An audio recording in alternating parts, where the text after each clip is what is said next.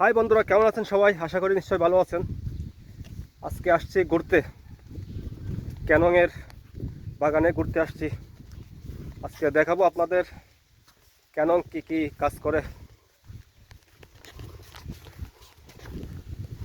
High ক্যানং, কি খবর, কেমন আছো? হুম, এই যে মাতামহরী নদীর একটা ছোটখাটো সরা শাখা নদী। আমি আছি, ক্যানং আছে আমাদের সাথে, আর ক্যানংয়ের বান্ধবী আছে। কেমন আছো? ভালো। এই বান্ধবী বান্ধবী বান্ধবী ক্যানংয়ের বান্ধবী ক্যানং আর আমি আজকে যাই দেখি ক্যানং কি কি চাষ করে। আর এলাকাটা সম্পূর্ণ পাহাড়ি অঞ্চল বন্ধুরা। এই যে আমরা বলতে গেলে খুব টপ লেভেল আছি পাহাড়ের।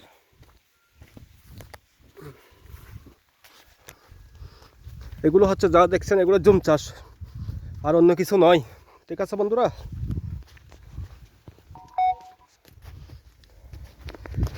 আসলে বন্ধুরা এখানে জুম চাষ ব্যতীত কোনো উপায় নাই।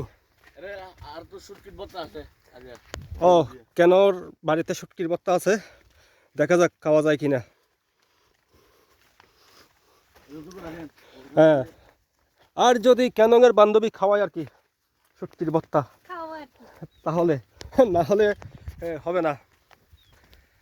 আর বন্ধুরা এখানে জুম চাষই হচ্ছে তাদের একমাত্র কি বলে আয়ের উৎস।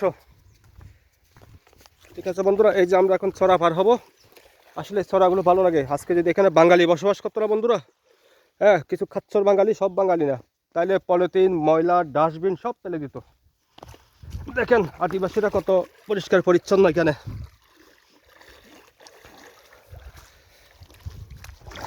খুব পরিষ্কার পানি বন্ধুরা, একদম মিনারেল ওয়াটারের মতো। দেখছেন, এই পানি খাওয়া যাবে। আপনারা যারা আসবেন এখানে অনায়াসে খেতে পারবেন পেট ভরে।